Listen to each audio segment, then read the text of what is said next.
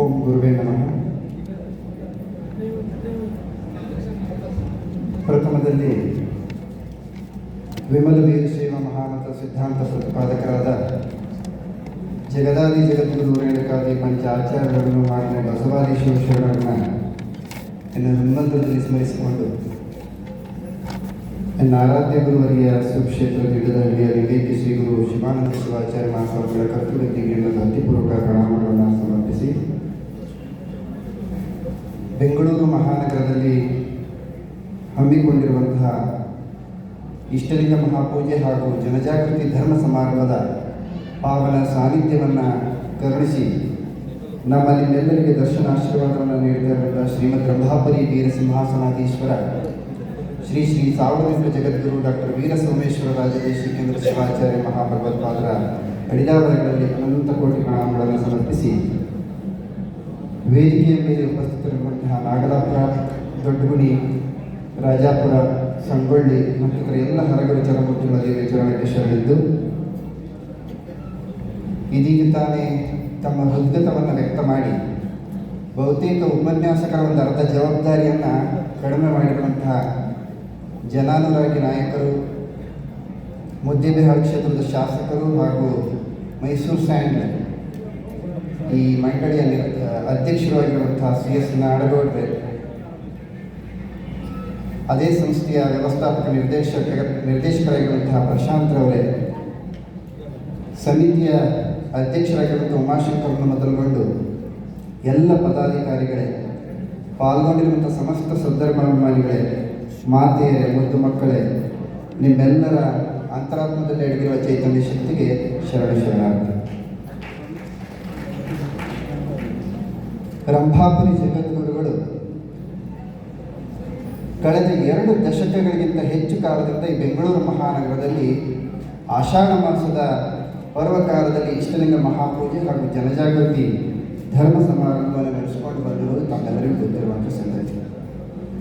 ಕಾರ್ಯಕ್ರಮದಲ್ಲಿ ಪ್ರತಿದಿನವೂ ಕೂಡ ಉಪನ್ಯಾಸವನ್ನು ಆಯೋಜಿಸಿ ಧರ್ಮ ಪ್ರಬೋಧನೆಯನ್ನು ಈ ನಗರದ ಜನರಿಗೆ ನೀಡಿಸುವಂಥದ್ದು ಅವರ ಸದಿಚ್ಛೆ. ಅಂತೆಯೇ ಕೊನೆಯ ದಿನದ ಈ ಕಾರ್ಯಕ್ರಮದ ಉಪನ್ಯಾಸದ ಒಂದು ಆಶೀರ್ವಾದವನ್ನು ಪರಮ ಪೂಜ್ಯರ ಆದೇಶದ ಮೂಲಕ ನೀಡಿದ್ದಾರೆ. ಕೊಟ್ಟಿರುವಂತಹ ವಿಷಯ ವೀರಶೈವ ಲಿಂಗಾಯತ ಧರ್ಮದ ಸಂಘಟನೆ ಮತ್ತು ಸಾಮರಸ್ಯ ಅನ್ನುವಂಥ ವಿಷಯವನ್ನು ಕೊಟ್ಟಿದ್ದಾರೆ. ಆ ಕಾರಣಕ್ಕಾಗಿ ನಾನು ಹೇಳಿದ್ದು ನಾಡಗೌಡರು ಒಂದು ಅರ್ಧ ಜವಾಬ್ದಾರಿಯನ್ನು ಕಡಿಮೆ ಮಾಡಿದ್ದಾರೆ ನನಗಂತೂ. ಸಮಾಜದ ಸಂಘಟನೆ ಮತ್ತು ಸಮಾಜದಲ್ಲಿ ಇರಬೇಕಾದಂಥ ಸಾಮರಸ್ಯ ಇದು ಅತ್ಯಂತ ಅವಶ್ಯಕವಾದಂತಹ ಸಂದರ್ಭ ಮತ್ತು ಸಂಗತಿ. ಈ ಹಿಂದೆಂದಿಗಿಂತಲೂ ಕೂಡ ಹೆಚ್ಚು ಈ 2 ವಿಷಯಗಳ ಬಗ್ಗೆ ಈ ಧರ್ಮದಲ್ಲಿ ಹುಟ್ಟಿದಂತಹ ಪ್ರತಿಯೊಬ್ಬರೂ ಕೂಡ ಅತ್ಯಂತ ಗಂಭೀರವಾಗಿ ಗಮನ ಹರಿಸಬೇಕಾದಂಥ ಅವಶ್ಯಕತೆ ಇದೆ ಅಂತ ನಾನು ಭಾವಿಸ್ತೇನೆ. ಕಾರಣ ಏನಂತಂದರೆ, ಅಪಪ್ರಚಾರವನ್ನೇ ಸತ್ಯ ಎಂದುಕೊಳ್ಳುವಂಥ ಈ ಸೋಷಿಯಲ್ ಮೀಡಿಯಾ ಡಾಕ್ಟರ್ಗಳು ಜಾಸ್ತಿ ಆಗಿದ್ದಾರೆ. ಎಲ್ಲ ಟಿಪ್ಸ್ ಯಾರು ಏನು ಬೇಕಾದ್ರೂ ಹೇಳ್ಬೋದು, ಅದನ್ನೆಲ್ಲ ನಾವು ಫಾಲೋ ಮಾಡ್ತೀವಿ ನಾವು. ಈ ಸೋಷಿಯಲ್ ಮೀಡಿಯಾದ ವಿದ್ವಾಂಸರೇನಿದಾರಲ್ಲ, ಈ ವಿದ್ವಾಂಸರ ಸಂಶೋಧನೆಗಳೇ ಸತ್ಯ ಅನ್ನುವ ಮಟ್ಟಿಗೆ ಅದು ವಿಜೃಂಭಿಸ್ತಾ ಇರುವಂಥ ಈ ಕಾಲಘಟ್ಟದಲ್ಲಿ ನಿಜವಾಗ್ಲೂ ವೀರಶೈವ ಲಿಂಗಾಯತ ಧರ್ಮದ ಶಕ್ತಿ, ಸನಾತನತೆ, ಇದಕ್ಕಿರುವಂತಹ ಒಂದು ಭದ್ರವಾದ ಬುನಾದಿ ಅಡಿಪಾಯ ಏನಿದೆಯಲ್ಲ, ಇದ್ರ ಬಗ್ಗೆ ನಾವೆಲ್ಲರೂ ಕೂಡ ಅರ್ಥ ಮಾಡ್ಕೊಳ್ಬೇಕಾದಂಥ ಅವಶ್ಯಕತೆ ಇದೆ. ಆ ಕಾರಣಕ್ಕಾಗಿ ಅಂಥದ್ದೊಂದು ಸೂಕ್ಷ್ಮ ವಿಷಯವನ್ನು ಮಹಾಚಾರ್ಯರು ನನಗೆ ದಯಪಾಲಿಸಿದ್ದಾರೆ ಎಂದು ನಾನು ಭಾವಿಸ್ತೇನೆ. ವೀರಶೈವ ಧರ್ಮ, ಈ ಧರ್ಮ ಸಂಸ್ಥಾಪನೆಗೊಂಡಿದ್ದೇ ಈ ಸಮಾಜದಲ್ಲಿ ಸಾಮರಸ್ಯವನ್ನು ಬೆಳಗಿಸಬೇಕು, ಸಾಮರಸ್ಯವನ್ನು ಹುಟ್ಟು ಹಾಕಬೇಕು ಅನ್ನುವಂಥ ಸದುದ್ದೇಶವೇ ಈ ವೀರಶೈವ ಲಿಂಗಾಯತ ಧರ್ಮದ ಸಂಸ್ಥಾಪನೆಗೆ ಕಾರಣ. ಆದಿ ಜಗದ್ಗುರು ಸದಾಶಿವನಿಂದ ಆದೇಶವನ್ನು ಹೊತ್ತು ಆದಿ ಜಗದ್ಗುರು ಪಂಚಾಚಾರ್ಯ ಈ ಭೂತಲದಲ್ಲಿ ವೀರಶೈವ ಲಿಂಗಾಯತ ಧರ್ಮವನ್ನು ಸಂಸ್ಥಾಪನೆ ಮಾಡಿದ್ರಲ್ಲ, ಈ ಸಂಸ್ಥಾಪನೆಯ ಹಿಂದಿರುವಂಥ ಅತ್ಯಂತ ಮಹತ್ತರವಾದ ಉದ್ದೇಶವೇ ಸಾಮರಸ್ಯ. ಆ ಸಾಮರಸ್ಯವನ್ನು ಹುಟ್ಟಾಕಲಿಕ್ಕೆ, ಯಾಕೆಂದರೆ ಇಲ್ಲಿ ಲಿಂಗಭೇದ ಇಲ್ಲ, ಜಾತಿ, ವರ್ಗ, ವರ್ಣ, ಭಾಷೆ, ಪ್ರದೇಶ ಈ ಯಾವ ಭೇದಗಳಿಲ್ಲದೆ ಕೇವಲ ಗುರುವಿನಿಂದ ದೀಕ್ಷೆಯನ್ನು ಹೊಂದಿದಂತಹ ಪ್ರತಿಯೊಬ್ಬರೂ ಕೂಡ ಸರ್ವ ಸಮಾನ ಆ ಸಮಭಾವವನ್ನು ಮೂಡಿಸೋದಕ್ಕಾಗಿಯೇ ವೀರಶೈವ ಸಿದ್ಧಾಂತವನ್ನು ಈ ಭೂತಲದಲ್ಲಿ ಜಗದ್ಗುರು ಪಂಚಾಚಾರ್ಯರು ಸಂಸ್ಥಾಪನೆಯನ್ನು ಮಾಡಿಕೊಂಡು ಬಂದಿದ್ದಾರೆ. ಶಾಸ್ತ್ರದೊಳಗಡೆ ಅದರಲ್ಲೂ ವಿಶೇಷವಾಗಿ ಸಿದ್ಧಾಂತ ಶಿಖಾಮಣಿ 3 ಮಲಗಳನ್ನು ಗುರುತಿಸುತ್ತೆ. ತ್ರಿಮಲಗಳು ಅಂತ ಕರೀತಾರೆ. ಆ 3 ಮಲಗಳು ಏನಿದಾವಲ್ಲ, ಕಾರ್ಮಿಕ ಮಲ, ಆಣವ ಮಲ ಮತ್ತು ಮಾಯೆಯ ಮಲ, ಈ ಮಲಗಳಿಂದ ಈ ಮನುಷ್ಯನ ಜೀವನದಲ್ಲಿ ಅಥವಾ ಮನುಷ್ಯನ ಮನಸ್ಸಿನಲ್ಲಿ ಆಗುವಂತಹ ಕಲ್ಮಶಗಳಿದಾವಲ್ಲ, ಅದನ್ನು ತೆಗಿಲಿಕ್ಕಿರುವಂಥ ಮಹಾಮಾರ್ಗವೇ ಇದು ವೀರಶೈವ ಲಿಂಗಾಯತ ಸಿದ್ಧಾಂತ. ಮಾಯೆಯ ಮಲದಿಂದ, ಆ ಮಾಯಾಮಲದಿಂದ ಒಂದು ಮನುಷ್ಯನಲ್ಲಿ, ನಮ್ಗೆ ಯಾರಿಗೂ ಗೊತ್ತಿಲ್ಲ, ಅದು ನಿಮ್ಮೆಲ್ಲರಲ್ಲಿರುತ್ತೆ ಈ ತ್ರಿಮಲಗಳು. ಆ ತ್ರಿಮಲಗಳ ಶುದ್ಧಿಯೇ ವೀರಶೈವ ಸಿದ್ಧಾಂತದ ಮೂಲ ಆಶಯ ಮತ್ತು ಉದ್ದೇಶ.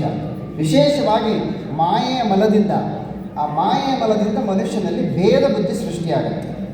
ಭೇದ ಬುದ್ಧಿ, ನಾನು ಹೆಚ್ಚು, ನೀನು ಕಡಿಮೆ, ಇವನು ಗಂಡು, ಇವನು ಹೆಣ್ಣು, ಇವನು ಮೇಲ್ಪಂಕ್ತಿಯವನು, ಇವನು ಕೆಳಪಂಕ್ತಿಯವನು, ಕೀಳರಿಮೆ ಇತ್ಯಾದಿ ಎಲ್ಲ ಭೇದಗಳಿದಾವಲ್ಲ, ಈ ಭೇದಗಳು ಸೃಷ್ಟಿಯಾಗಲಿಕ್ಕೆ ಮೂಲ ಕಾರಣವೇ ಮಾಯೆಯ ಮಲ. ಆ ಭೇದ ನಿವೃತ್ತಿ ಆಗಬೇಕು. ಆ ಮಾಯೆಯ ಮಲ ನಿವೃತ್ತಿ ಆಗಬೇಕಂದ್ರೆ ಅದಕ್ಕಿರ್ತಕ್ಕಂತಹ ಏಕೈಕ ಮಾರ್ಗ ಅಂತಂದರೆ ಅದು ವೀರಶೈವ ಧರ್ಮ ಉಪದೇಶ ಮಾಡಿರುವಂತಹ ದೀಕ್ಷಾ ವಿಧಾನ.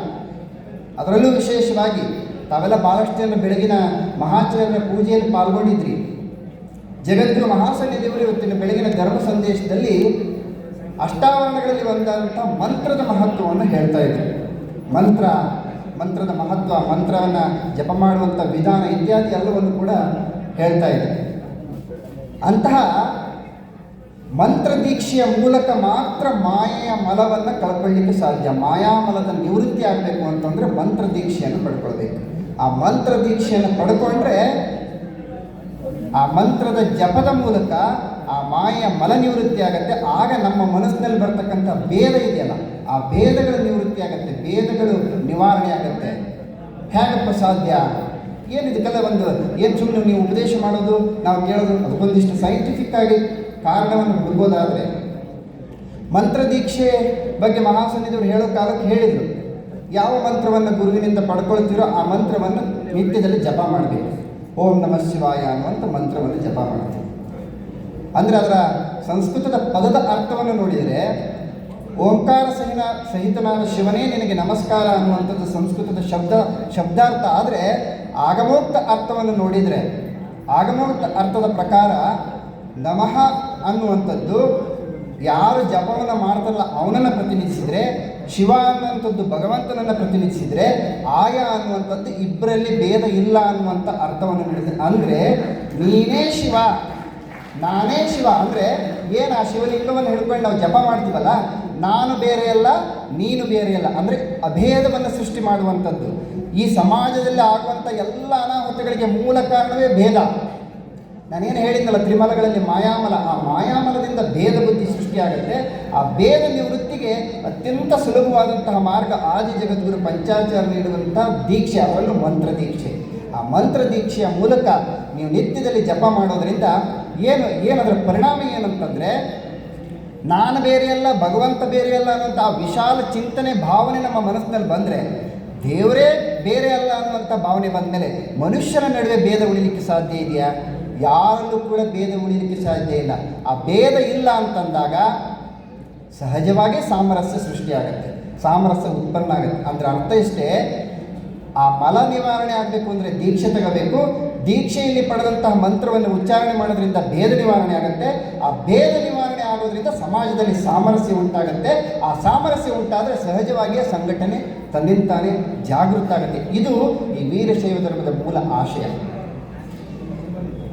ಯಾವ ದುಂಬಿ, ಒಂದು ಸಿದ್ಧಾಂತ ಶಿಖಾಮಣಿಯಲ್ಲಿ ಒಂದು ಘಟನೆ ಬರುತ್ತೆ, ಒಂದು ದುಂಬಿ ಇದೆಯಲ್ಲ, ಆ ದುಂಬಿ ನಿರಂತರವಾಗಿ ಆ ಓಂಕಾರವನ್ನು ಕೇಳಿ ಕೇಳಿ ಕೇಳಿ ಕೇಳಿ ಸ್ವತಃ ಒಂದು ದುಂಬಿ ಹೇಗೆ ಕೀಟ ಭ್ರಮರ ನ್ಯಾಯ ಅಂತ ಒಂದು ಕೀಟ ಭ್ರಮರವಾಗಿ ಪರಿವರ್ತನೆ ಆಗುತ್ತಲ್ಲ, ಹಾಗೆ ಸದಾಶಿವನನ್ನು ಸ್ಮರಿಸೋದ್ರಿಂದ, ಸದಾ ಅವನ ನಾಮಸ್ಮರಣೆ ಮಾಡೋದ್ರಿಂದ ಹುಟ್ಟಿದಂಥ ಪ್ರತಿಯೊಬ್ಬ ಜೀವಾತ್ಮನೂ ಕೂಡ ಅವನು ಪರಮಾತ್ಮನಾಗಲಿಕ್ಕೆ ಸಾಧ್ಯ, ಆ ಶಿವ ಸ್ವರೂಪಿಯೇ ಆಗಲಿಕ್ಕೆ ಸಾಧ್ಯ ಅನ್ನುವಂಥದ್ದೇ ಈ ಸಾಮರಸ್ಯಕ್ಕೆ ಮೂಲ ಆಶಯ. ಸಂಪುಟೀಕರಣ ಅಂತ ಕರೀತಾರೆ ಅಂತ ಶಾಸ್ತ್ರದಲ್ಲಿ ಹೇಳ್ತಾರೆ. ಸಂಪುಟೀಕರಣ ಅಂತ, ಉದಾಹರಣೆ, ಹೆಣ್ಮಕ್ಳು ಭಾಳ ಇದರಲ್ಲಿ ನಿಮ್ಮಲ್ಲೆಲ್ಲ ಬೆಳ್ಳುಳ್ಳಿ ಈರುಳ್ಳಿ ಎಲ್ಲ ಹಾಕಕ್ಕೆ ಡಬ್ಬಿ ಇಟ್ಕೊಂಡಿರ್ತೀರಿ. ಬೆಳ್ಳುಳ್ಳಿ ಈರುಳ್ಳಿ ಹಾಕ್ತಿರ್ತೀರಿ, ಡಬ್ಬಿ ತೆಗೆದ್ರೆ ವಾಸನೆ ಬರ್ತಿತ್ತು, ಎಲ್ಲ ಕರೆ. ಒಂದಿನ ಯಾವತ್ತೋ ಸಂತಿ ಮಾಡೋದು ಲೇಟ್ ಆಗಿರ್ತೈತಿ, ಬೆಳ್ಳುಳ್ಳಿ ಖಾಲಿ ಆಗಿರ್ತೈತಿ, ಈರುಳ್ಳಿ ಖಾಲಿ ಆಗಿರ್ತೈತಿ, ಡಬ್ಬಿ ಮಾತ್ರ ಇರ್ತೈತಿ. ಆದರೂ ಕೂಡ ಆ ಡಬ್ಬಿ ತೆಗೀರಿ, ಬೆಳ್ಳುಳ್ಳಿ ವಾಸನೆ ಬರ್ತದೆ, ಅದು ಈರುಳ್ಳಿ ವಾಸನೆ ಬರ್ತದೆ. ಹೇಗೆ ಬರ್ತದೆ? ಆ ಬೆಳ್ಳುಳ್ಳಿ ಮತ್ತು ಈರುಳ್ಳಿ ನಿರಂತರವಾಗಿ ಆ ಡಬ್ಬಿಲಿ ಇದ್ದ ಪರಿಣಾಮ ಅದರ ವಾಸನೆ ತಾನು ಆಶ್ರಯ ಪಡೆದಂಥ ಆ ಡಬ್ಬಿಗೆ ಸಂಪೂರ್ಣ ಸಂಸ್ಕಾರ ಕೊಡುವಂಥ ಕೆಲಸ ಮಾಡುತ್ತೆ. ಹಾಗೆ ನಾವು ನಿರಂತರವಾಗಿ ಆ ಇಷ್ಟಲಿಂಗದ ಧಾರಣೆಯನ್ನು ಮಾಡಿಕೊಂಡು, ಇಷ್ಟಲಿಂಗದ ಪೂಜೆಯನ್ನು ಮಾಡಿಕೊಂಡು ಆ ನಾಮಸ್ಮರಣೆ ಮಾಡೋದ್ರಿಂದ ಸ್ವತಃ ಭಗವಂತನ ಸ್ವರೂಪವನ್ನು ಪಡ್ಕೊಳ್ಳಿಕ್ಕೆ ಸಾಧ್ಯ. ಇದನ್ನು ಶಾಸ್ತ್ರದಲ್ಲಿ ಸಂಪುಟೀಕರಣ ಅಂತ ಹೇಳ್ತಾರೆ. ಈ ಸಾಮರಸ್ಯ ಮೂಡಿಸ್ಲಿಕ್ಕೆ ಇವೆಲ್ಲವೂ ಕೂಡ ಒಂದೊಂದು ಹಂತ. ಸಾಮರಸ್ಯದ ಅವಶ್ಯಕತೆ ಏನು? ಜಗತ್ತಿನಲ್ಲಿ ಇವತ್ತೇನು ಯುದ್ಧ, ಅದೇನು ಒಂದು ಆತಂಕದ ವಾತಾವರಣ ಇದೆಯಲ್ಲ, ಈ ಆತಂಕದ ವಾತಾವರಣಕ್ಕೆಲ್ಲದಕ್ಕೂ ಕಾರಣವೇ ಸಾಮರಸ್ಯದ ಕೊರತೆ. ಆ ಸಾಮರಸ್ಯವನ್ನು ಮೂಡಿಸಲಿಕ್ಕೆ ಅತ್ಯಂತ ಅವಶ್ಯಕ ಈ ವೀರಶೈವ ಲಿಂಗಾಯತ ಧರ್ಮದ ಒಂದು ಸಿದ್ಧಾಂತ ಅನ್ನುವಂಥದ್ದನ್ನು ಈ ಸಂದರ್ಭದಲ್ಲಿ ಹೇಳಲಿಕ್ಕೆ ಬಯಸ್ತೇನೆ. ಪಂಚಪೀಠಗಳು ಕೇವಲ ಧರ್ಮೋಪದೇಶವನ್ನು ಇತ್ಯಾದಿ ಧಾರ್ಮಿಕ ಆಚರಣೆಗಳು ಅಷ್ಟನ್ನೇ ಹೇಳಿಲ್ಲ, ಸಾಮಾಜಿಕ ಮೌಲ್ಯಗಳನ್ನು, ಶೈಕ್ಷಣಿಕ ಅಂದರೆ ಅವನ ಒಬ್ಬ ವ್ಯಕ್ತಿಯ ಜ್ಞಾನ ವೃದ್ಧಿಗೆ ಬೇಕಾದಂಥ ಮಾರ್ಗವನ್ನು ಕೂಡ ಪಂಚಪೀಠಗಳು ತಮ್ಮ ಪಂಚಸೂತ್ರಗಳ ಮೂಲಕ ಈ ಜಗತ್ತಿಗೆ ಬೋಧನೆಯನ್ನು ಮಾಡ್ತಾರೆ. ತಾವೀಗ ಕೇಳಿದ್ರಿ, ನಾಡಗೌಡರು ಮಾತನಾಡಬೇಕಾದ್ರೆ ಹೇಳಿದರು ರಂಭಾಪುರಿ ಪೀಠದ ಆ ಮಹತ್ವಗಳನ್ನೆಲ್ಲ ಹೇಳುವ ಕಾಲಕ್ಕೆ ಜಗತ್ತಲ್ಲಿ ಎಲ್ಲ ಆ ಧರ್ಮ ಶ್ರೇಷ್ಠ, ಈ ಧರ್ಮ ಬೇಕಾದಷ್ಟು ಧರ್ಮಗಳಿದ್ದಾವೆ, ಇಲ್ಲ ಅಂತಿಲ್ಲ. ಆದರೆ ವಾಸ್ತವದಲ್ಲಿ ಎಲ್ಲ ಧರ್ಮವನ್ನು ಮೀರಿದಂಥ, ಎಲ್ಲ ಧರ್ಮಕ್ಕಿಂತಲೂ ಶ್ರೇಷ್ಠವಾದಂಥ, ಎಲ್ಲರೂ ಕೂಡ ಒಂದಲ್ಲ ಒಂದು ಸಂದರ್ಭದಲ್ಲಿ ಆಚರಿಸಲೇಬೇಕಾದಂಥ ಏಕೈಕ ಧರ್ಮ ಅಂದರೆ ಅದು ಮಾನವ ಧರ್ಮ. ಈ ಮಾನವ ಧರ್ಮದ ಸಂದೇಶವನ್ನು ಈ ಜಗತ್ತಿಗೆ ಮೊಟ್ಟ ಮೊದಲಿಗೆ ಸಾರಿರುವುದು ಶ್ರೀ ಜಗದ್ಗುರು ರಂಭಾಪುರಿ ಮಹಾಪೀಠ. ಗಂಗಾಧರೇಶ್ವರ ಜಗದ್ಗುರುಗಳ ಬಗ್ಗೆ ಹೇಳ್ತಿದ್ರು. ನಿಮಗೆಲ್ಲ ಗಂಗಾಧರ ಜಗದ್ಗುರುಗಳು ಅಂದರೆ ಮಾಮೂಲಿ ನಿರಂತರ ಸಂಪರ್ಕದಲ್ಲಿರೋರಿಗೆ ಗೊತ್ತಿದೆ. ಇತ್ತೀಚೆಗೆ ಇದು ವಿಶ್ವವ್ಯಾಪಕವಾಗಿ ಅದರ ಮತ್ತೊಂದು ಹೆಸರಿನಿಂದ ಪರಿಚಯ ಆಗಿದ್ದು ಅಂದರೆ ಅಜ್ಜಯ್ಯ ಅಂತ ಕೂಡ ತಮಗೆಲ್ಲರಿಗೂ ಗೊತ್ತಾಗುತ್ತೆ. ಬಹುಶಃ ಈ ದೇಶದ ಪ್ರಜಾಪ್ರಭುತ್ವ ವ್ಯವಸ್ಥೆ ಒಳಗಡೆ ಇನ್ಯಾವುದೇ ರಾಜ್ಯದ ಮುಖ್ಯಮಂತ್ರಿಗಳು ಪ್ರಮಾಣ ವಚನ ಸ್ವೀಕಾರ ಮಾಡುವಂಥ ಸಂದರ್ಭದಲ್ಲೂ ಕೂಡ ಪ್ರಮಾಣ ವಚನ ಸಮಾರಂಭದಲ್ಲಿ ಒಂದು ಪೀಠದ ಜಗದ್ಗುರುಗಳ ಭಾವಚಿತ್ರವನ್ನು ಇಟ್ಟು ಪ್ರಮಾಣ ವಚನ ನಡೆದಂಥದ್ದು ಎಲ್ಲೂ ಇಲ್ಲ. ಅಂದರೆ ಈ ನಾಡನ್ನು ಮುಂದುವರಿಸುವಂತಹ ಒಬ್ಬ ದೊರೆ ಅಷ್ಟು ಶ್ರದ್ಧಾಭಕ್ತಿಯಿಂದ ನಡೆದುಕೊಂಡು ಒಬ್ಬರು ಜಗದ್ಗುರುಗಳ ಫೋಟೋವನ್ನು ಇಟ್ಟು ಪ್ರಮಾಣ ವಚನ ಸ್ವೀಕಾರ ಮಾಡ್ತಾರೆ ಅಂತಂದರೆ ಅದರ ಅರ್ಥ ಏನಂತಂದರೆ, ಯಾಕಂತಂದರೆ ಅವರು ನೀಡಿರುವ ಸಂದೇಶ ವೀರಶೈವ ಧರ್ಮಕ್ಕೋ ಲಿಂಗಾಯತ ಧರ್ಮಕ್ಕೋ ಇತ್ಯಾದಿ ಯಾವುದೋ ಧರ್ಮಕ್ಕಾಗಿ ನೀಡಿರುವ ಸಂದೇಶ ಅಲ್ಲ. ಈ ನಾಡಿನಲ್ಲಿ ಹುಟ್ಟಿ ಬೆಳೆದು ಬದುಕ್ತಾ ಇರ್ತಕ್ಕಂಥ ಪ್ರತಿಯೊಬ್ಬ ಜೀವರಾಶಿಗೆ ಕಲ್ಯಾಣ ಆಗಬೇಕು, ಅವ್ರ ಬದುಕು ಕಲ್ಯಾಣ ಆಗಬೇಕು ಅನ್ನುವ ಹಿನ್ನೆಲೆಯಲ್ಲಿ ಮಾನವ ಧರ್ಮಕ್ಕೆ ಜಯವಾಗಲಿ, ಧರ್ಮದಿಂದಲೇ ವಿಶ್ವಕ್ಕೆ ಶಾಂತಿ ಅಂತ ಹೇಳಿದ್ರಲ್ಲ, ಆ ಕಾರಣಕ್ಕಾಗಿ ಬಹುಶಃ ಇವತ್ತು ನಾಡಿನ ಅಗ್ರಗಣ್ಯ ಮಹಾತ್ಮರ ಸಾಲಿನಲ್ಲಿ ವೀರ ಗಂಗಾಧರ ಭಗವತ್ಪಾದರು ರಾರಾಜಿಸ್ತಿದ್ದಾರೆ ಅಂತ ನಾನು ಹೇಳಲಿಕ್ಕೆ ಬಯಸ್ತೇನೆ. ಅಂತಹ ಪಂಚಪೀಠಗಳು ಧರ್ಮದ ಸಂದರ್ಭ ಬಂದಾಗ, ಸಂಘಟನೆ ಸಾಮರಸ್ಯ ಅಲ್ವಾ, ಅದರ ಬಗ್ಗೆ ಹೇಳಬೇಕಲ್ಲ, ಸಂಘಟನೆಯ ವಿಚಾರ ಬಂದಾಗ, ಧರ್ಮಕ್ಕೆ ಏನಾದರೂ ಗ್ಲಾನಿ ಆಗುವಂಥ ಸಂದರ್ಭ ಬಂದಾಗ ನೀನು ವೀರನಾಗಿ ಕೆಲಸ ಮಾಡಬೇಕು. ಅದರ ಪ್ರತೀಕವೇ ಇವತ್ತು ರಂಭಾಪುರಿ ಪೀಠದ ವೀರ ಸಿಂಹಾಸನ. ಯಾವಾಗಲೂ ಕೂಡ ಧರ್ಮನಿಷ್ಠನಾಗಿರಬೇಕು, ಧರ್ಮ ಮಾರ್ಗದಲ್ಲಿ ನಡ್ಕೊಂಡು ಹೋಗಬೇಕು. ಅದೇ ಉಜ್ಜಯಿನಿ ಪೀಠದ ಸದ್ಧರ್ಮ ಸಿಂಹಾಸನ. ಮಾತ್ರ ಅಲ್ಲ, ಈ ಇಹಲೋಕದ ವ್ಯವಹಾರಗಳಲ್ಲಿ ಭಾಳಷ್ಟು ಮುಳುಗದಾಗ ನಿನ್ನ ಮೇಲಿನ ನಿಯಂತ್ರಣವನ್ನು ನೀನು ಕಳ್ಕೊತಿಯಲ್ಲ, ಅದಕ್ಕಾಗಿ ಆ ಕಾರಣಕ್ಕಾಗಿ ಸ್ವಲ್ಪ ವೈರಾಗ್ಯವನ್ನು ರೂಢಿಸ್ಕೊಳ್ಬೇಕು. ಆ ಕಾರಣಕ್ಕಾಗಿ ಕೇದಾರ ಪೀಠದ ವೈರಾಗ್ಯ ಸಿಂಹಾಸನ, ಶ್ರೀಶೈಲ ಪೀಠದ ಸೂರ್ಯ ಸಿಂಹಾಸನವನ್ನು ಸಮಷ್ಟಿ ತತ್ವಕ್ಕೆ ಹೋಲಿಸ್ತಾರೆ. ಅಂತಂದರೆ ಯಾವುದೇ ಭೇದ ಇಲ್ಲ, ಎಲ್ಲರನ್ನು ಸಮಾನವಾಗಿ ಕಾಣಬೇಕು ಅನ್ನುವಂಥದ್ದು ಶ್ರೀಶೈಲ ಪೀಠದ ಸೂರ್ಯ ಸಿಂಹಾಸನ. ಮಾತ್ರ ಅಲ್ಲ, ನಿನಗೆ ಎಲ್ಲಕ್ಕಿಂತ ಶ್ರೇಷ್ಠವಾಗಿ ಜ್ಞಾನ ಅವಶ್ಯಕ ಅಲ್ಲ. ನನ್ನ ಈ ವ್ಯಾವಹಾರಿಕಕ್ಕಾಗಲಿ, ಆತ್ಮೋನ್ನತಿಗಾಗಲಿ, ದಾರ್ಶನಿಕ ಎಲ್ಲ ವಿಚಾರಕ್ಕೂ ಜ್ಞಾನವೇ ಶ್ರೇಷ್ಠ. ಆ ಕಾರಣಕ್ಕಾಗಿ ಜ್ಞಾನಿಯೂ ಆಗಬೇಕು ಅನ್ನುವಂಥದ್ದನ್ನು ಹೇಳುವಂಥದ್ದು ಕಾಶಿ ಪೀಠದ ಜ್ಞಾನ ಸಿಂಹಾಸನ. ಇತ್ತೀಚೆಗೆ ಏನಾಗಿದೆ ಅಂತಂದರೆ, ನಾಡಗೌಡರು ಭಾಳ ಸೂಚ್ಯವಾಗಿ ಇಲ್ಲಿ ಪ್ರಸ್ತಾಪ ಮಾಡಿದರು. ವೀರಶೈವ ಧರ್ಮದ ಶಕ್ತಿ ಏನಂತಂದರೆ ಸಂಖ್ಯೆ. ನಾಡು ಮಾತ್ರ ಅಲ್ಲ, ದೇಶದಲ್ಲೇ ಅತ್ಯಂತ ಹೆಚ್ಚು ಜನಸಂಖ್ಯೆ ಹೊಂದಿರತಕ್ಕಂಥ ಒಂದು ವೀರಶೈವ ಧರ್ಮ. ಈ ಧರ್ಮದ ಮತ್ತೊಂದು ದೌರ್ಬಲ್ಯನೂ ಇದೆ. ಶಕ್ತಿ ಒಂದೇ ಅಲ್ಲ, ಎಲ್ಲರ ಕಾರಣಕ್ಕೂ ಎರಡೂ ಇರ್ತಾವೆ. ದೌರ್ಬಲ್ಯ ಏನಂತಂದರೆ ಈ ಸಮಾಜದಲ್ಲಿರ್ತಕ್ಕಂತಹ ಒಳಪಂಗಡಗಳು, ಉಪಪಂಗಡಗಳು ಎಲ್ಲೋ ಸಂಘಟನೆಗೆ ಅದು ದೌರ್ಬಲ್ಯವಾಗಿ ಕೂಡ ಕಾಡ್ತಾ ಇದೆ. ಕಾರಣ ಏನಂತಂದರೆ ನಮ್ಮ ಉಪಪಂಗಡಗಳನ್ನು ಆಚರಿಸೋದು, ಅನುಸರಿಸೋದು ಏನೂ ತಪ್ಪಲ್ಲ.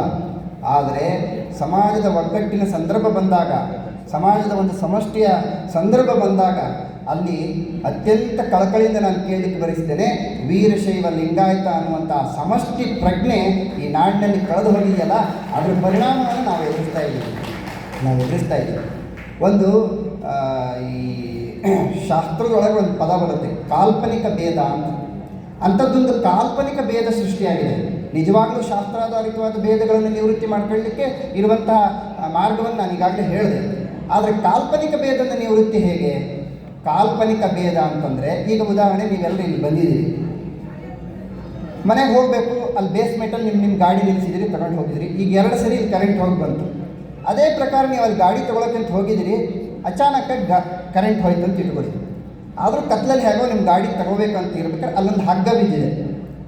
ಆ ಕತ್ತಲೆ ಒಳಗಡೆ ನಿಮ್ಗೆ ಹೇಗೆ ಭಾಸ ಆಗುತ್ತೆ ಅಂದರೆ ಆ ಹಗ್ಗ ಹಾವಿನ ರೀತಿಯಲ್ಲಿ ಭಾಸ ಆಗುತ್ತೆ. ವಾಸ್ತವದಲ್ಲಿ ಅಲ್ಲಿ ಬಿದ್ದಿರೋದು ಹಗ್ಗನೇ, ಆದರೆ ನಿಮಗೇನು ಭಾಸ ಆಗುತ್ತೆ ಅಂದರೆ ಹಾವಿನ ಥರ ಭಾಸ ಆಗಿ ಭಯಭೀತರಾಗ್ತೀರಿ. ಇದನ್ನು ಕಾಲ್ಪನಿಕ ಭೇದ ಅಂತ ಕರಿತೀವಿ. ವಾಸ್ತವದಲ್ಲಿ ಅಲ್ಲಿ ಹಾವೇನಿಲ್ಲ. ಈ ಥರದ ಕಾಲ್ಪನಿಕ ಭೇದ ಧರ್ಮದಲ್ಲಿ ಸೃಷ್ಟಿಯಾಗಿದೆ. ಏನಂತಂದರೆ ವೀರಶೈವ ಬೇರೆ, ಲಿಂಗಾಯತ ಬೇರೆ. ಈ ವಿಷಯದ ಬಗ್ಗೆ ಸಾಕಷ್ಟು ಬರೆದಿದ್ದೀನಿ, ಸಾಕಷ್ಟು ಉಪನ್ಯಾಸಗಳನ್ನು ಮಾಡಿದ್ದೀನಿ, ಅದರ ಮೇಲೆ ವಿಸ್ತೃತವಾಗಿ ಹೋಗೋದಿಲ್ಲ. ಅಪ್ಪ ಬೇರೆ ಅಮ್ಮ ಬೇರೆ ಅನ್ನೋದು ಎಷ್ಟು ಅವಿವೇಕದ ಮೂರ್ಖತನ ಆಗುತ್ತೋ ನನ್ನ ಸೃಷ್ಟಿ ಕಾರಣಕ್ಕೆ, ಅದೇ ರೀತಿಯಾದಂಥ ಅವಿವೇಕತನವನ್ನೇ ಮಾಡ್ತಾ ಇದ್ದಾರೆ. ಕಾಲ್ಪನಿಕ ಭೇದಕ್ಕೆ ಕಾರಣ ನಾನು ಉದಾಹರಣೆ ಕೊಟ್ಟೆ. ಅಲ್ಲಿ ನಿಮಗೆ ಹಗ್ಗ ಹಾವಾಗಿ ಕಂಡಿದ್ದು ಒಂದೇ ಒಂದು ಕಾರಣಕ್ಕೆ. ಯಾಕೆ ಅಂದರೆ ಅಲ್ಲಿ ಬೆಳಕಿರಲಿಲ್ಲ. ಬೆಳಕು ಅಂತಂದರೆ ಜ್ಞಾನ. ಯಾರು ಇವತ್ತು ವೀರಶೈವ ಬೇರೆ, ಲಿಂಗಾಯತ ಬೇರೆ ಅನ್ನುವಂಥ ಮಾತನ್ನು ಹೇಳ್ತಿದ್ದಾರೋ ಅವರು ಪಾಪ, ಅವರಿಗೇನು ಬೇರೆ ಸಮಸ್ಯೆ ಏನಿಲ್ಲ. ಆ ಬೆಳಕಿನ ಕೊರತೆ ಇದೆ, ಅಂದರೆ ಜ್ಞಾನದ ಕೊರತೆ ಇದೆ, ಸಂಶೋಧನೆಯ ಕೊರತೆ ಇದೆ, ಸತ್ಯದ ಕೊರತೆ ಇದೆ, ನಿಷ್ಠೆಯ ಕೊರತೆ ಇದೆ.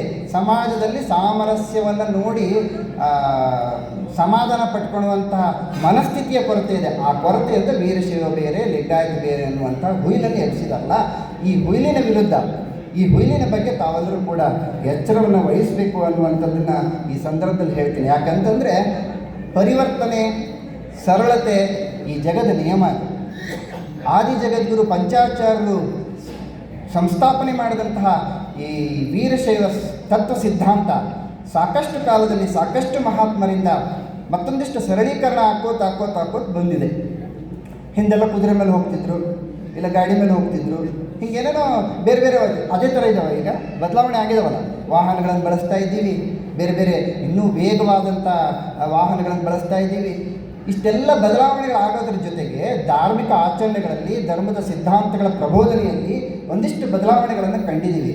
ಆ ರೀತಿ ಧರ್ಮದ ಸಿದ್ಧಾಂತಗಳನ್ನು ಸರಳೀಕರಿಸಿ ಮತ್ತು ಪರಿವರ್ತನೆಯ ಹಾದಿಯಲ್ಲಿ ಮಾಡಿಕೊಟ್ಟಂಥ ಸುವರ್ಣ ಕಾಲ ಅಂದರೆ ಅದು ಬಸವಾದಿ ಶರಣರ 12ನೇ ಶತಮಾನ. ಮೂಲ ಸಿದ್ಧಾಂತವನ್ನೇ ಮತ್ತಷ್ಟು ಸರಳೀಕರಿಸಿ ಜನರ ಹತ್ತಿರಕ್ಕೆ ಈ ಸಿದ್ಧಾಂತಗಳನ್ನು ತಂದುಕೊಟ್ಟಂಥವರು ಎಲ್ಲ ಬಸವಾದಿ ಶರಣರು. ಆದಿಯ ಜಗದ್ಗುರು ಪಂಚಾಚಾರ್ಯರಾಗಲಿ, ಬಸವಾದಿ ಶರಣರಾಗಲಿ, ಇವರಲ್ಲಿ ಯಾವ ಭೇದ ಇಲ್ಲ. ಆದರೆ ಇವರ ಹೆಸರನ್ನು ಹೇಳಿಕೊಂಡು ನಿತ್ಯದಲ್ಲಿ ಭೇದವನ್ನು ಸೃಷ್ಟಿ ಮಾಡ್ತಕ್ಕಂಥ ಯಾವ ಜನರಿದಲ್ಲ, ಅವ್ರ ಬಗ್ಗೆ ಭಾಳ ಎಚ್ಚರವನ್ನು ವಹಿಸಬೇಕು. ಆವಾಗ ಮಾತ್ರ ಈ ಸಾಮರಸ್ಯ ಮತ್ತು ಸಂಘಟನೆ ಮೂಡಲಿಕ್ಕೆ ಸಾಧ್ಯ. ಮತ್ತೊಂದು ಭಾಳ ವಿಶೇಷ, ಇಲ್ಲಿ ನಮ್ಮ ಪ್ರಶಾಂತ್ ಅವರು ಮಾತನಾಡಬೇಕಾದ್ರೆ ಹೇಳಿದರು, ಭಾಳ 50ರ ಮೇಲಿನವರು ಭಾಳ ಹೆಚ್ಚಾಗಿದ್ದಾರೆ, ಯುವಕರ ಸಂಖ್ಯೆ ಕಡಿಮೆ ಇದೆ ಈ ಸಮಾರಂಭದಲ್ಲಿ ಅಂತ. 100ಕ್ಕೆ 100 ಸತ್ಯ. ಇದ್ರ ಬಗ್ಗೆ ಭಾಳ ಎಚ್ಚರಿಕೆಯನ್ನು ವಹಿಸ್ಬೇಕು. ನೀವು ದೊಡ್ಡವರು, ನೀವು ಮಾಡಿದ ಆಸ್ತಿ ಬೇಕು, ನೀವು ಗಳಿಸಿಟ್ಟಿದ್ದೆಲ್ಲ ಮತ್ತು ಮಕ್ಕಳಿಗೆ ಹೋಗಬೇಕು. ಆದರೆ ನಿಮ್ಮ ಪುಣ್ಯನೂ ಅವ್ರಿಗೆ ಹೋಗುತ್ತೆ ಅಂತ ಹೇಳಿ ಅವ್ರಿಗೆ ಅದು ಹೇಳಕ್ಕೆ ಹೋಗ್ಬೇಡ್ರಿ. ಅವ್ರವ್ರ ಪುಣ್ಯಕ್ಕೆ ಅವ್ರವರೇ ಬರಬೇಕು. ಆಸ್ತಿ ತನ್ನಿಂದ ತಾನು ಹೋಗೋದು ಕರೆಕ್ಟ್, ಆದರೆ ಪುಣ್ಯ ಮಾತ್ರ ಹೋಗೋದಿಲ್ಲ. ಅದು ಹಿಂದಿನ ಕಾಲದಲ್ಲಿತ್ತು, ಪುಣ್ಯ ಹೋಗೋದು ಗೀಗೋದು ಅವೆಲ್ಲ ಏನಿಲ್ಲ. ಈಗ ಅವರವರ ಭಕ್ತಿಗೆ, ಅವರವರ ಮುಕ್ತಿಗೆ ಅವರವರೇ ಪೂಜೆ ಮಾಡಬೇಕು. ಯಾಕೆ ಈ ಮಾತನ್ನು ಹೇಳ್ತೀನಿ ಅಂತಂದರೆ, ಒಂದು 1000 ಜನ ಕೂತು ಹೋಗುವಂಥ ರೈಲು, ಎಲ್ಲ ಜನ ಇದ್ದೀವಿ ಅಂತಂದರೆ ಆ ರೈಲಿನಲ್ಲಿ ಅಥವಾ ವಿಮಾನದಲ್ಲಿ ಆ ಪೈಲಟ್ ಒಬ್ಬ ಎಚ್ಚರಿಕೆಯಿಂದ ಇದ್ದರೆ ಸಾಕು, ಉಳಿದವ್ರು ನಿದ್ದೆ ಮಾಡಿದ್ರೆ ನಡೀತೈತೆ, ಗಾಡಿ ಹೋಗ್ತಿರ್ತೈತೆ ಮುಂದೆ. ಬಸ್ಸಲ್ಲಿ ಒಂದು 50 ಜನ, ಅದರ ಒಬ್ಬ ಡ್ರೈವರ್ ಸರಿ ಇದ್ದರೆ ಸಾಕು, ಇನ್ನು 40 ಜನ ನಿದ್ದೆ ಮಾಡಿದ್ರು ಬಸ್ ಹೋಗ್ತದೆ. ಕಾರಲ್ಲಿ 4 ಜನ ಕೂರ್ತಾರೆ, ಮುಂದಿದ್ದರೆ 2 ಎಚ್ಚರ ಇರಬೇಕು, ಬರೀ ಹಿಂದಿದ್ದರೆ 2 ನಿದ್ದೆ ಮಾಡಿ ನಡೀತದೆ. 2 ಎಚ್ಚರ ಇರಬೇಕು. ಯಾಕೆ ಗೊತ್ತಾ? 2 ಎಚ್ಚರ ಇಲ್ಲ, ಒಬ್ಬನು ನಿದ್ದೆ ಮಾಡಿ ಆ ಪಕ್ಕದ ಡ್ರೈವರ್ ಇದ್ದರೆ ಅವನಿಗೆ ನಿದ್ದೆ ಬರುತ್ತೆ ಅಂತ ಹೇಳ್ತಾರೆ. ಅದೇ ಟೂ ವೀಲರಲ್ಲಿ ಹೋಗ್ತಾ ಇದ್ರಿ ಅಂತ ಅಂದ್ಕೊಳ್ಳಿ. ಟೂ ವೀಲರಲ್ಲಿ ಹೋಗ್ತಾ ಇರ್ಬೇಕಾರೆ ಮುಂದೆ ಕೂತು ಗಾಡಿ ಓಡಿಸೋನು ಎಚ್ಚರ ಇರಬೇಕು, ಹಿಂದೆ ಕುಂತನೂ ಎಚ್ಚರ ಇರಬೇಕು. ಹಿಂದೆ ಕೂತ ನಿದ್ದೆ ಮಾಡಿದ್ರೆ ಬಿದ್ದು ಹೋಗ್ತಾನೋ, ಯಾಕಂದರೆ ಯಾವುದೇ ಆಧಾರ ಇರಲ್ಲ. ಯಾಕೆ ಈ ಮಾತನ್ನು ಹೇಳ್ತೀನಿ ಅಂದರೆ, ನಾಡುಗೌಡರು ಹೇಳಿದ್ರಲ್ಲ, ಇದು ಧರ್ಮದ ತೇರಿದು. ಧರ್ಮದ ತೇರನ್ನು ಎಳಿಬೇಕಾದ್ರೆ ಯಾವನ ಒಬ್ಬನ ಎಳೆಯೋದು ಉಳಿದವ್ರು ನಿದ್ದೆ ಮಾಡಿದ್ರೆ ನಡೆಯೋಂಗಿಲ್ಲ. ಸಮಾಜದಲ್ಲಿರ್ತಕ್ಕಂಥ ಅಥವಾ ಈ ಸಮಾಜದಲ್ಲಿ ಹುಟ್ಟಿದ ಪ್ರತಿಯೊಬ್ಬನಿಗೂ ಕೂಡ ಧರ್ಮನಿಷ್ಠೆ ಅತ್ಯವಶ್ಯಕ. ಯಾರು ಅಸತ್ಯವನ್ನು, ಯಾರು ಅಪಪ್ರಚಾರವನ್ನು ಮಾಡ್ತಿದಾರಲ್ಲ ಅವರ ವಿರುದ್ಧ ಜಾಗೃತವಾಗಿದ್ದರೆ ಖಂಡಿತವಾಗಲೂ ಅವರ ಆಟ ಹೆಚ್ಚು ದಿನ ನಡೀಲಿಕ್ಕೆ ಸಾಧ್ಯ ಇಲ್ಲ. ಆಗ ಈ ಧರ್ಮದ ಸಾಮರಸ್ಯ ಮತ್ತು ಸಂಘಟನೆ ನಿಜವಾಗಲೂ ಕೂಡ ಅದು ಉಚ್ಛ್ರಾಯ ಸ್ಥಿತಿಯನ್ನು ಮತ್ತೊಮ್ಮೆ ತಲುಪಲಿಕ್ಕೆ ಸಾಧ್ಯ.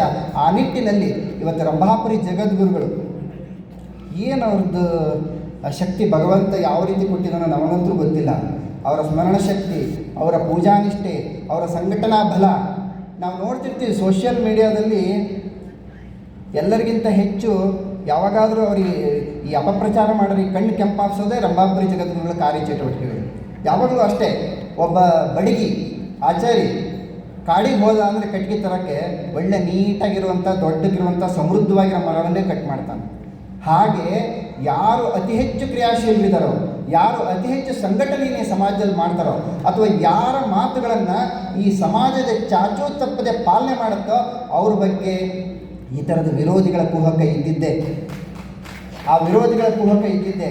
ಅಂದ ಮಾತ್ರಕ್ಕೆ ರಂಭಾಪುರಿ ಜಗದ್ಗುರುಗಳ ಕಾರ್ಯವ್ಯಾಪ್ತಿಯಾಗಲಿ, ಅವರ ಕಾರ್ಯ ಚಟುವಟಿಕೆಗಳಾಗಲಿ ಯಾವುದೇ ಸಣ್ಣ ಒಂದು ವ್ಯತ್ಯಾಸವೂ ಕೂಡ ಆಗಲಿಕ್ಕೆ ಸಾಧ್ಯ ಇಲ್ಲ. ಆ ಕಾರಣಕ್ಕೆ ಪಟ್ಟಣ ಅನ್ನೋದೇ, ಹಳ್ಳಿ ಅನ್ನೋದೇ, ನಗರ ಅನ್ನೋದೇ ನಿತ್ಯದಲ್ಲಿ ನಾಡಿನಾದ್ಯಂತ ಸಂಚಾರ ಮಾಡಿ, ದೇಶದಾದ್ಯಂತ ಸಂಚಾರ ಮಾಡಿ ಧರ್ಮ ಜಾಗೃತಿಯನ್ನು ಮಾಡುವ ನಿಟ್ಟಿನಲ್ಲಿ ರಂಭಾಪುರಿ ಜಗದ್ಗುರು ಮಾಡ್ತಾ ಇರುವಂಥ ಕೊಡುಗೆ ಇದೆಯಲ್ಲ, ಬಹುಶಃ ಇಂದು ನಾಳೆ ಇದರ ಮಹತ್ವ ನಮಗೆ ಅರ್ಥ ಆಗಲ್ಲ. ಈಗ ಹೆಂಗೆ ನಾವು ಗಂಗಾಧರ ಜಗದ್ಗುರು ಹಾಕಿಕೊಟ್ಟಂಥ ಅಡಿಪಾಯವನ್ನು ನಿತ್ಯದಲ್ಲಿ ಸ್ಮರಣೆ ಮಾಡ್ತೀವಲ್ಲ, ಹಾಗೆ ವೀರ ಸೋಮೇಶ್ವರ ಜಗದ್ಗುರುಗಳು ಮಾಡಿದಂಥ ಸಂಘಟನಾ ಶಕ್ತಿಯ ಫಲವನ್ನು ಹೊಂದುವ ಕಾಲ ಮುಂದೊಂದು ದಿನ ಇದೆ. ಆ ಸತ್ಯವನ್ನು ನಾವು ಅರಿತರೆ ನಿಮ್ಮೆಲ್ಲರ ಭಾಳ ಬೆಳಗಾಗುತ್ತೆ ಅನ್ನುವಂಥ ಮಾತನ್ನು ಹೇಳಿ ನನ್ನ ಮಾತಿಗೆ ವಿರಾಮ ಕೊಡ್ತೀನಿ. ಶುಭ.